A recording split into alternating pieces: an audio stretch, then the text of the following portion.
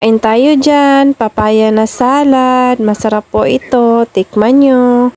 Every time I train myself because Assalamualaikum, kumusta po ang araw ninyo? Madaling araw na pala ngayon at ito nga kumain na kami ng almusal. Kami lang pala dalawa ni Jose dito sa bahay. Pagkatapos namin kumain ng almusal ay pumunta agad kami doon sa bahay ng aking biyanan. At ito nga pala yung naabutan namin, marami silang mangga. Kumuha na nga lang ako dito ng kukonti lang. Balak kasi ako dyan, balak kong maggawa ng mango float. Kaya maya nga lang ay may sikat na ng araw. Kaya naman naisipan namin ni Jose at yung kaibigan ko na pumunta kami dito sa bakanting lote. Noon pala is maraming bahay dito, maraming taong nakatira dito, kaya lang napaalis sila. Uy, ay pangawat diha.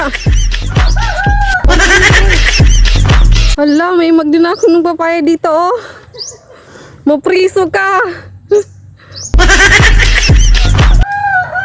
Mapriso ka, bayhana ka.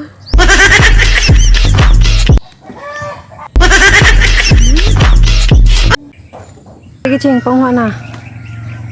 Kaya pala kami nagpunta dito dahil mangunguha kami ng gulay. Ito yung kukunin namin, itong papaya. Nagsimula kasi nung umalis na yung mga tao dito ay dito na nga marami nang tumubo na mga gulay. At ito nga yung nakuha namin, malunggay, papaya at balimbing. May tangla din dyan. Nang makakuha na nga kami ay umuwi na rin kami. At ito nga yung kaibigan ko, siya na ang nagdala kay Hussein. At ako naman ang nagbitbit ng mga gulay na nakuha namin. Ito nga, dito na kami sa kanto ng aming bahay. At nagbigay din pala kami dito sa aming kapitbahay. Binigyan namin siya ng papaya at saka itong balimbing at saka malunggay. Alam nyo ba guys na may araw talaga na mag-cravings ako dito sa papaya. Hinahanap-hanap ko talaga itong salad. Kaya naman nang dumating ako sa bahay ay ito agad ang inuna kong ginawa. Inalatan ko at kinaras ko na. Ang lamas pala niya ay sibuyas, luya, kamatis at kalamansi. Syempre para mas masarap is lagyan natin yan ng sili at lagyan din natin yan ng asin at saka yung pampalasa niya. Bitsin pala ang ginamit ko dyan. Naalala ko nung maliliit pa lang kami, wala pang asawa, doon kami sa aming hometown. Ito palagi yung inuulam namin pag wala kaming ulam, pag wala kaming pera, ay kasi nangunguha lang kami doon sa ligid-ligid. Minsan pa nga ay nag-uulam kami ng puso, gataan namin, at saka itong papaya, gagataan din namin, tsaka yung malunggay. Parang kay bilis ng panahon talaga, kung iisipin mo ay parang kahapon lang. Ay naku guys, nag-iimot-imot na naman tayo sa mga nakalipas na mga panahon, nakahirap ng balikan, hanggang alaala na lang talaga ang lahat. Charot. Hays, buraman sadtag makahilak anig lansang. Fast forward, gabi na pala at ito yung ulam namin. Gulay na naman uli. Gabi na pala at ito nga dumating na itong siranda-sira niya. Galing pala ito sila sa mama sa pano. Buti pa nga itong dalawa ay marunong silang magbike. Tingnan nyo naman, mountain bike pa talaga ang lalaki nito. Ako, hindi talaga ako marunong. Mimiss ni Hussein ang mga ate niya. Kaya ito si Hussein lumabas din at nakikipag-banding. Yun lang guys. Salamat sa panonood. Hanggang dito na lang aking video.